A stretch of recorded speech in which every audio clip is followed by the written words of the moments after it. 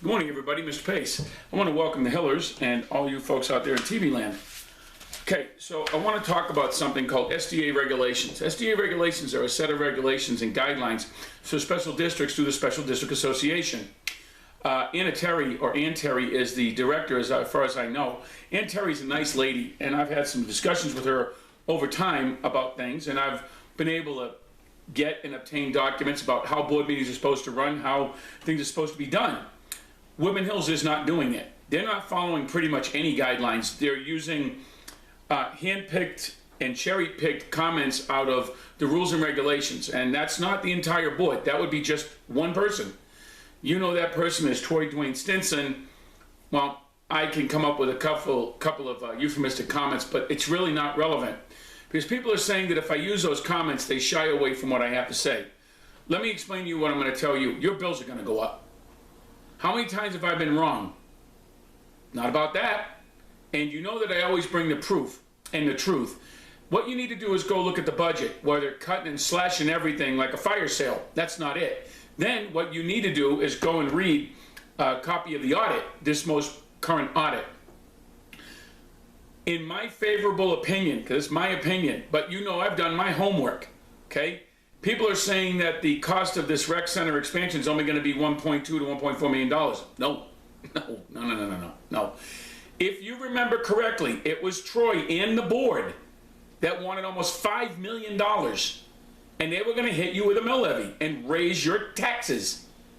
Did you understand the words coming out of my mouth? Raise your taxes. Now, if I'm right and the mills were correct, that would have translated into about $200 a year, or as much as $250 per home, depending on how it went.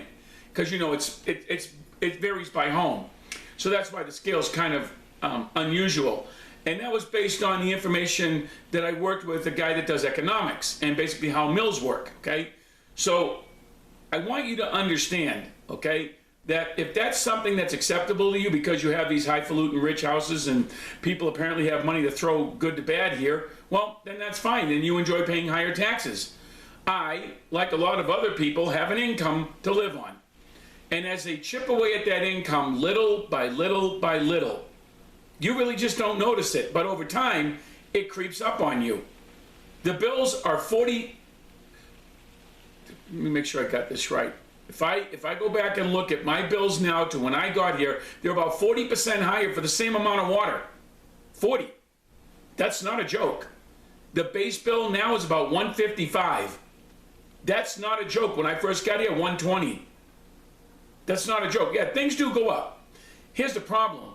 They've been stockpiling your payments in the bank. And if you bother to read how much unrestricted cash there is, there's never supposed to be any. Beaver Stowe told this district they're not allowed to save that kind of money. That was what was in the meeting held last year by this board. That was recorded. Not Ron. Wasn't me. They did. And then when we started asking questions, counter to what Mrs. Gabardella understood as the law, she's not a lawyer, that's when Bendelow came in, the hitman, and basically told them we could ask questions. Well, when we started asking questions, things got ugly in about a minute. That's when we learned all our money was supposed to be going to one place, and it wasn't. Payments that were made to Greens companies vying through the PFA, that was being done. People that worked in the district were on the PFA board. Total conflict of interest, end of story. Okay?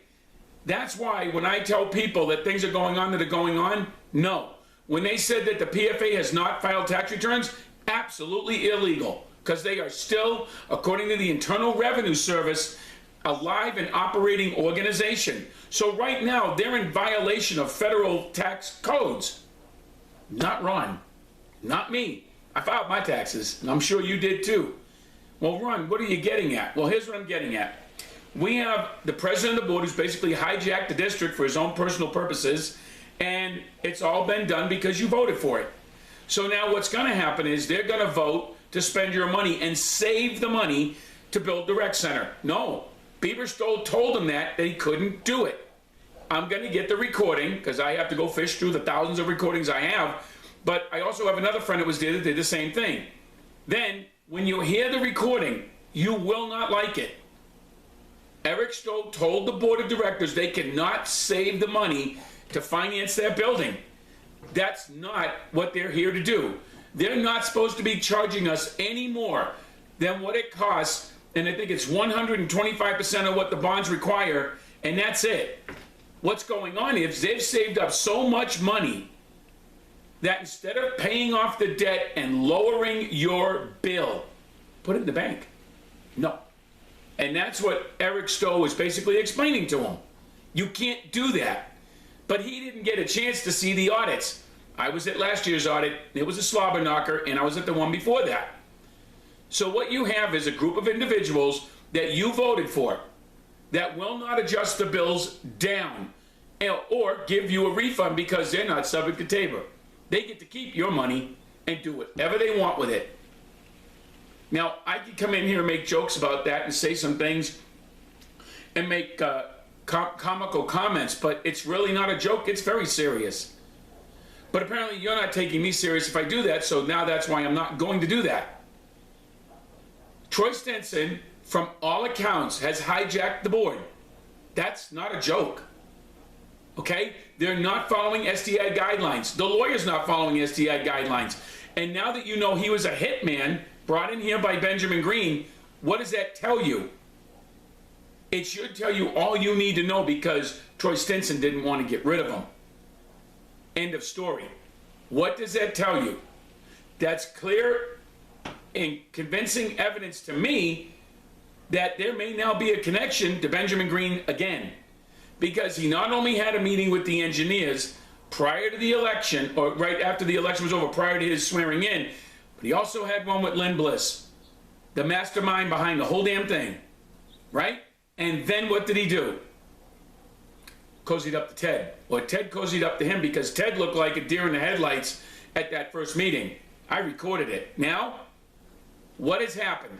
I now found out yesterday that there was a draft complaint that was done by Edward Vendelow to come after me that was ordered by Lynn Bliss. I was told by that source that the board members that had basically kicked Lynn and Frank out were not going to vote for that lawsuit. Thank you for that. I want to thank the following individuals because you deserve it. Josh Killett, thank you. Mr. Porter, thank you. And Anthony, last but not least, Goomba, thank you. Because I now know that that's exactly what the intent of Lynn and Frank and Ted was going to do. That's why when Sherry Ringen brought it up, I now have proof, Sherry, that it was going to happen. It's actually a draft. I'm going to get that draft. Don't throw it away, Edward. See, the more you know, the worse it looks. The recall for Troy Stinson will happen, and it will be ugly. But what it will do is it will basically put an end to the Green era. That's it. Now you know why I'm doing what I'm doing. Forget the fact they gave away the water in the agreements that I posted. Forget the fact that they sold our souls to get what they need. But the point was, where's the I think it's $1.4 million. Where is it? Did you see it added to the accounts? Do you see it in a separate line item? No. I'd like to see it, because I don't. But regardless, is that what they're going to spend the money for? No, because that money's supposed to be earmarked to help us find more water and make sure that we have plenty for us. You have to understand what's going on. Once we clear the board and remove Mr. Stinson, okay, and then we get a real engineer in here, a new engineer with a fresh set of eyes, you're going to see things change very quickly because the statements made to me by Jim McGrady, and I trust Mr. McGrady's expertise on this. If I'm right, or if he's right in what he told me, yeah. That's why they held that little symposium about telling us about how we have to go find water. We don't. What they're not telling you is the elephant in the room is everything you know about our water supply may not be accurate. So, and there's a good reason why. Because you don't want to panic everybody. I just want the facts. And if the facts show things aren't good, then we need to know that because as homeowners in $300,000 to $400,000 to $500,000 houses, you have that right. And this board is required legally to tell you. They don't have a fiduciary responsibility to you, by the way. Oh, no, contraire mon frere. Nope. Their fiduciary responsibility is to the bondholders and Key Bank. You are dead last. Prove me wrong. I'm Mr. Pace. Do I sound incoherent? Do I sound red flag ready? No.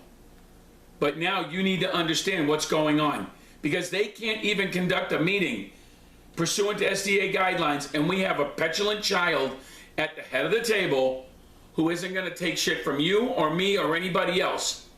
So maybe it's going to be time to send Mr. Stinson a message, and that message is, you've kind of outlived your shelf life in the short time you've been on the board. I'm Mr. Pace. If you think I'm full of crap, post a comment right here. But we have rights, and I'm going to make sure that those rights are not taken away from you, because no one has a right to take away anyone's rights. And you have a right to know where your money is going at all times. Thanks for stopping by, everybody. Really appreciate it. Have a great American Day. And do me a favor, when you thank a veteran, be the American worth defending, okay? Because that's how you show respect to veterans and our current service members, okay? Thank you very much.